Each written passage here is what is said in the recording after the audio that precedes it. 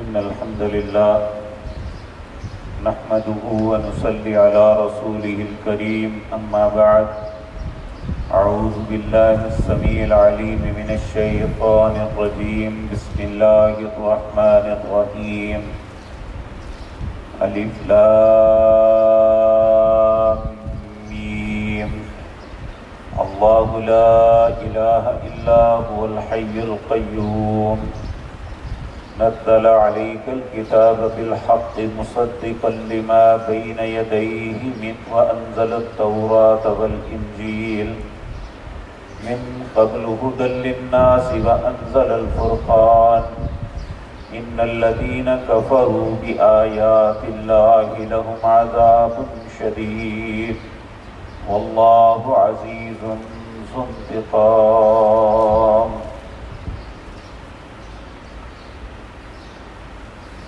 حضرات محترم، اللہ کی توفیق سے سورت آل عمران کا آغاز کرتے ہیں۔ سورت آل عمران کے اندر 200 آیات ہیں اور 20 اس کے رکوع ہیں۔ سورت بقرہ کے آغاز میں اس کی فضیلت کے متعلق کچھ احادیث آپ کے سامنے عرض کی تھی کہ نبی مکرم جناب محمد الرسول اللہ صلی اللہ علیہ وسلم کا ارشاد ہے کہ یہ سورت بقرہ اور آل عمران یہ قیامت کے دن انسان کے آگے 2 نور ہوں گے جو اللہ کے ہاں انسان کی سفارش کریں گے اور اسے جنت تک لے جائیں گے۔ یہ دونوں صورتیں تقریباً 4.25 پاروں میں ہیں۔ نبی کریم صلی اللہ علیہ وسلم نے ایک مرتبہ ان دونوں صورتوں میں کو 1 رکعت میں پڑھا تھا۔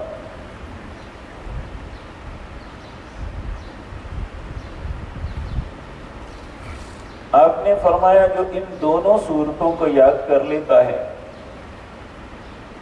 اور بعض روایات میں ہے پڑھتا ہے کہ وہ اللہ رب العزت کی حفاظت میں آ جاتا ہے۔ آپ نے یہ بھی فرمایا کہ جو انسان ان دونوں صورتوں کو پڑھتا ہے اللہ اس کے دل کو نفاق سے پاک کر دیتے ہیں۔ یہ 7 صورتیں جو قرآن کریم میں سورت فاتحہ کے بعد آتی ہیں انہیں کہتے ہیں طوال مفصل، کہ جو لمبی بھی ہے اور تفصیل کے ساتھ بھی ہے۔ اس سورت کا نام آل عمران کیوں ہے؟ اس کے اندر مریم علیہ السلام کے والد عمران کا تذکرہ ہے جنہوں نے منت مانی تھی کہ اگر اللہ مجھے بیٹا دے گا تو میں اسے بیت المقدس کے لیے وقف کر دوں گا، لیکن جب بیٹی ہوئی تو پھر اللہ نے ان کے لیے وہ بھی قبول فرما لی۔ اس کی پہلی 83 آیات جو ہیں وہ اس وقت نازل ہوئی جب نجران کا عیسائیوں کا ایک وفد نبی صلی اللہ علیہ وسلم کے ساتھ مناظرے اور مقابلے کے لیے آیا۔ یہ 60 لوگ تھے،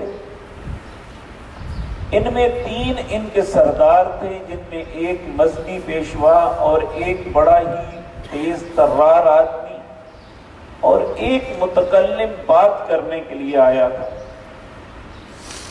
تو آئندہ آیات میں جو آیت مباہلہ ہے اس میں اس کی ساری تفصیل آپ کے سامنے انشاءاللہ اللہ نے زندگی دی تو آپ کے سامنے آئے گی۔ تو اس سورت کا آغاز بھی اللہ نے الف لام میم سے کیا ہے۔ سورت بقرہ کا آغاز بھی انہی 3 الفاظ سے ہوا تھا، اس سورت کا آغاز بھی اسی سے ہوتا ہے، اور یہ قرآن کریم کا بہت بڑا چیلنج ہے پوری دنیا کے پڑھے لکھے انسانوں کے لیے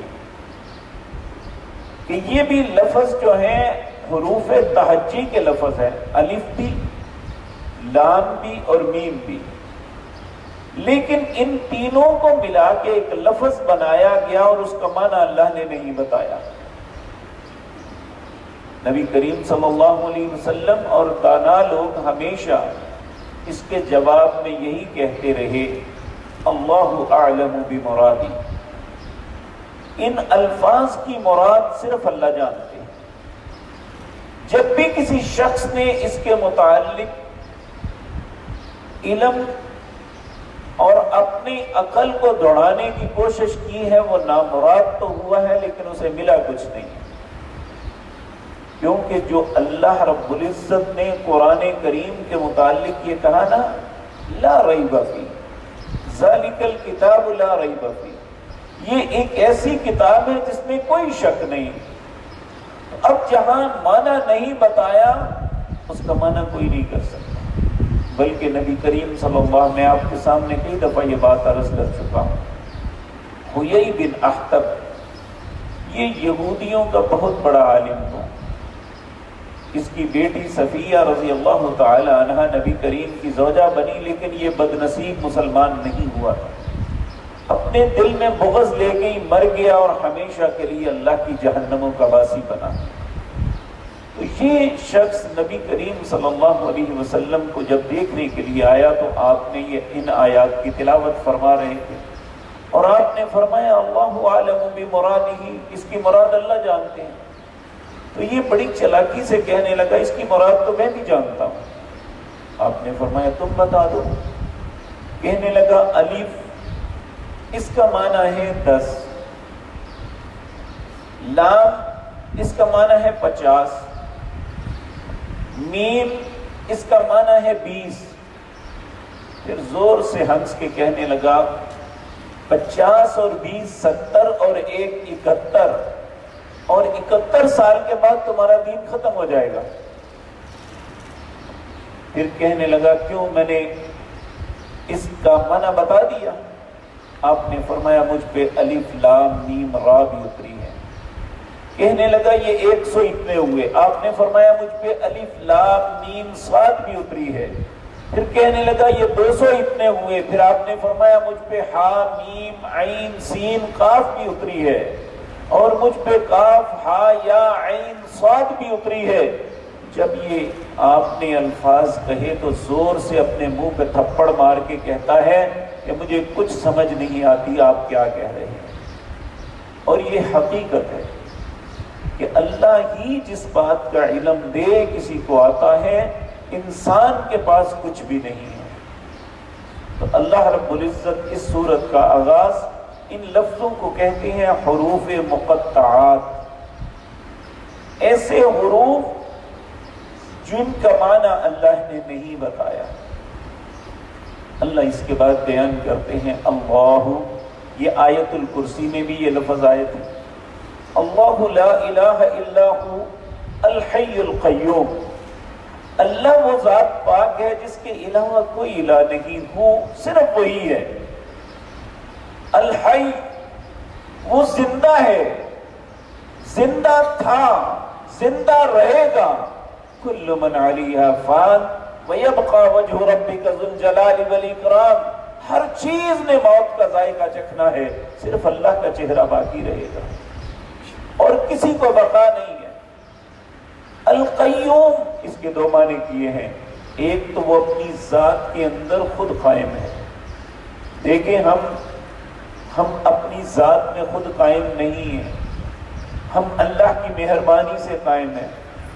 اگر اللہ چاہے تو کسی وقت ہمیں موت آ سکتی ہے، ہمیں بیماری آ سکتی ہے، ہم پہ آفت آ سکتی ہے، ہم پہ آسانی آ سکتی ہے، یہ سب کچھ اللہ کے اختیار میں۔ تو القیوم اللہ اپنی ذات میں خود قائم ہے، اسے کسی کی محتاجگی نہیں ہے۔ ہم سب محتاج ہیں، ہم سانس لیتے ہیں تو اللہ کے محتاج ہے۔ اللہ نہ چاہے تو دوسرا سانس نہیں آ سکتا۔ اگر ہمیں پیشاب پخانا آتا ہے تو اللہ کی مرضی سے آتا ہے، اگر ہم کھانا کھاتے ہیں ہمارے معدے میں جا کے وہ ڈسارم ہو کے ہمارے جسم کا حصہ بنتا ہے تو یہ بھی اللہ کی وجہ سے ہے. اگر اللہ نہ چاہے تو یہ سارا نظام فیل کر سکتا ہے.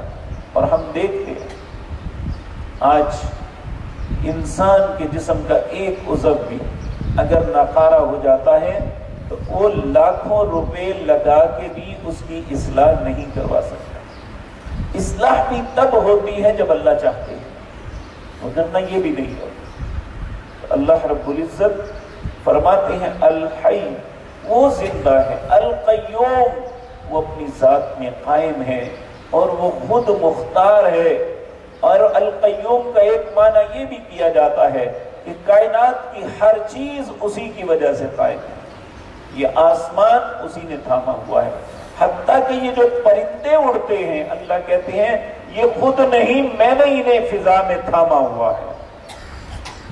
تو اللہ رب العزت کی ذات یہ کہہ کے کہتے ہیں نزل علیک الکتاب، نازل کیا ہم نے آپ پر کتاب.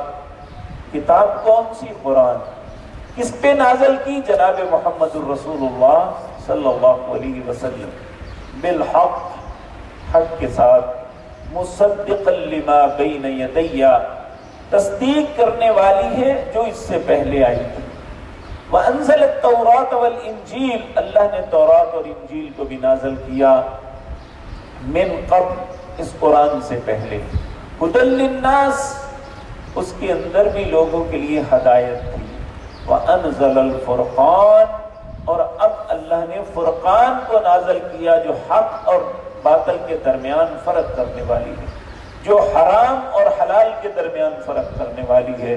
انہوں نے تو تورات اور انجیل کو بدل دیا، لیکن اللہ نے قرآن کو نازل کر کے قیامت تک کے لیے لوگوں کے سامنے ایک واضح اٹل بات رکھ دی کہ یہ فرقان ہے، فرق کرنے والی ہے غلط اور صحیح کے درمیان، حق اور باطل کے درمیان، حلال اور حرام کے درمیان، اچھی اور بری چیز کے درمیان.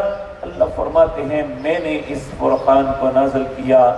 ان الذین کفروا بآیات اللہ، اب اللہ فرماتے ہیں جو ہماری آیتوں سے کفر کرے گا، ان کا انکار کرے گا، ان کے حکم کو نہیں مانے گا. ایک ہوتا ہے کہ انسان مانے تو لیکن عملی اعتبار سے کوتاہی ہوتی ہے. یہ اتنی بڑی غلطی نہیں کہ انسان انکار ہی کر دے میں اس کو نہیں مانتا. تو یہ چاہے کوئی بھی ہو، چاہے وہ اپنے آپ کو مسلمان کہتا ہے، چاہے وہ عیسائی کہتا ہے، یہودی کہتا ہے، جو بھی ہے. ان الذین کفروا بآیات اللہ، جو ہماری اللہ کی آیات کا کفر کرتا ہے، لہم عذاب شدید، وہ یہ سوچ لے اس کے لیے بڑا سخت عذاب ہے. واللہ عزیز ذو انتقام، اور اللہ غالب ہے انتقام لینے میں، اور اس پہ کوئی غالب نہیں آ سکتا. نبی کریم صلی اللہ علیہ وسلم آپ تہجد کی نماز کے سجدوں میں اللہ سے یہ منتیں کرتے تھے، اللہم انی اعوذ برضاک من سخطک وبمعافاتک من عقوبتک. اے اللہ جب تو مجھ سے انتقام لینے کا ارادہ کرے تو میں تیری عافیت کی پناہ چاہتا ہوں. اگر نبی کریم صلی اللہ علیہ وسلم اللہ کے انتقام سے اتنا خوفزدہ تھے تو ہمیں تو بالاولاد، ہم تو بہت گناہ گار ہیں، ہمارا تو دامن داغدار ہے، اور بے شمار ایسے گناہ ہیں جو ہمیں بھی یاد نہیں جو ہم سے سرزد ہوئے. تو ایسے حالات میں ہمیں اللہ کے انتقام سے ڈرنا چاہیے. اور اللہ کی آیات کی تکذیب یا ان کا کفر یہ انسان کو دردناک اور شدید عذاب میں مبتلا کر سکتا ہے. اللہ ہم سب پہ رحم فرمائے اور اس قرآن کو ہم پڑھتے سنتے ہیں، اللہ ہم سب کو عمل کی بھی توفیق عطا فرمائے. اقول قولی ھذا واستغفر اللہ لي.